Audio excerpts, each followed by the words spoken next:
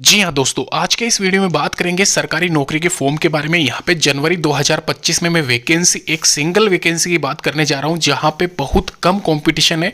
Reopen ये form हो रहे हैं और ये वैकेंसी 2024 में निकली थी लेकिन पोस्टपोन कर दिया गया था, वापस से ये एक्टिवेट हुई है। और यहाँ पे जो पिछली वैकेंसी में पद थे 8,501 पद, उनमें 4,000 या 5,000 के करीब एमटीएस के पद भी शामिल है। केंद्रीय सरकारी नौकरी यानी कि सेंट्रल की ये नौकरी रहने वाली है दोस्तों। इस फॉर्म को भरने से बिल्कुल मत चूकना क्योंकि ये वैकेंसी आपके लिए बहुत कम, लेस कंपटीशन प्लस यहाँ पे 3 से 4 महीने के अंदर अंदर सिलेक्शन देती है। बात कर रहा हूँ यहाँ पे मैं central board of secondary education के। यहाँ पे आप देख सकते हो सीबीएसई के थ्रू यहाँ पे जो वैकेंसी है कलर ग्रेड सेकंड की और एमटीएस की। ध्यान रखना यहाँ पे एमटीएस इसमें शामिल रहने वाला है और सुपरवाइजर के पद भी ज़्यादा नहीं रहेंगे सुपरवाइजर के पद, लेकिन यहाँ पे आप मान सकते हो इस वैकेंसी में क्लर्क, सुपरवाइजर और एमटीएस के पद। इसके अलावा एक और चीज़ मैं आपको क्लियर कर देना चाहता हूँ, यहाँ पे जो वैकेंसी है यह वैकेंसी यहाँ पे ऑफलाइन मोड के आधार पर, पिछली बार इसमें ऑनलाइन फॉर्म अप्लाई हो रहे थे और ऑफलाइन भी हो रहे थे, लेकिन इस बार ऑनलाइन ही रहेंगे form. Colour grade second plus supervisor staff 8,501 vacancies.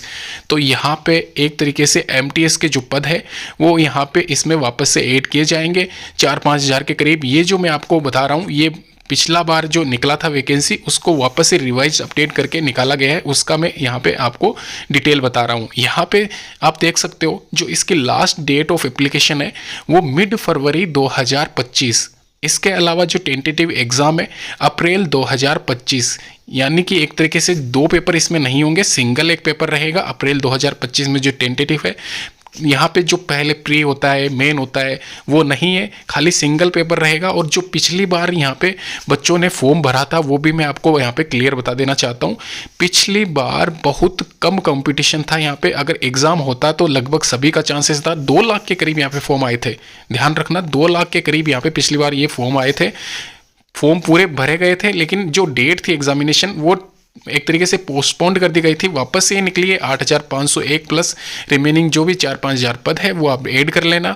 इस बार इस वैकेंसी के लिए आप बिल्कुल मत चूकना, साफ कह रहा हूँ यहाँ पे बहुत कम कंपटीशन रहने वाला है और सिलेक्शन होने के पूरे चांसेस है इस वैकेंसी के लिए।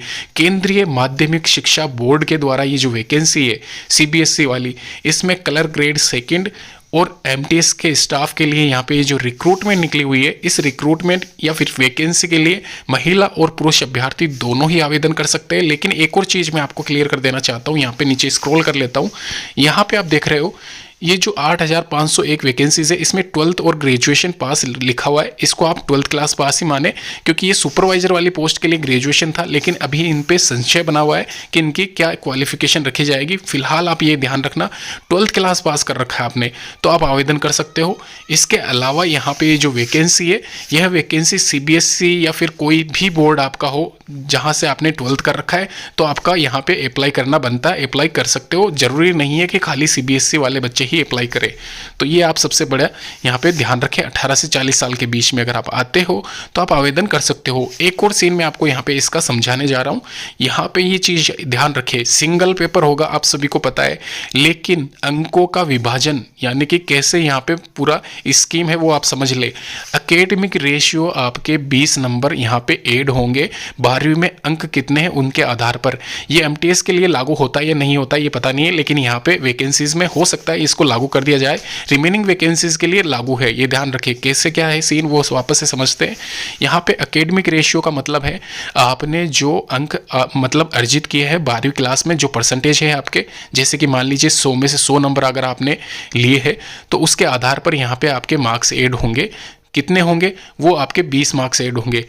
यहीं पे अगर मैं बात करूं यहाँ पे 100 में से अगर आपने 80% सिक्योर किए हैं तो आपके 18 नंबर ऐड हो जाएंगे। तो ये 100 के हिसाब से यहाँ पे क्राइटेरिया सेट होगा, ये आप ध्यान रखें और उसी आधार पर आपके मार्क्स यहाँ पे 20 में से आएंगे।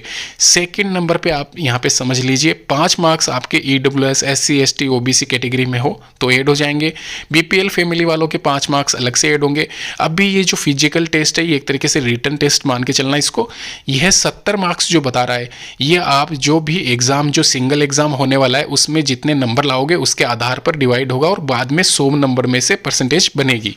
तो ये था इसका सारा क्राइटेरिया। अगर आपको अप्लाई करना है, नीचे डिस्क्रिप्शन बॉक्स में लिंक दे दूंगा, वहां पे जाके चेक कर सकते हो इसकी पूरी जानकारी। वीडियो को लाइक करना, शेयर करना, सब्सक्राइब करना। धन्यवाद।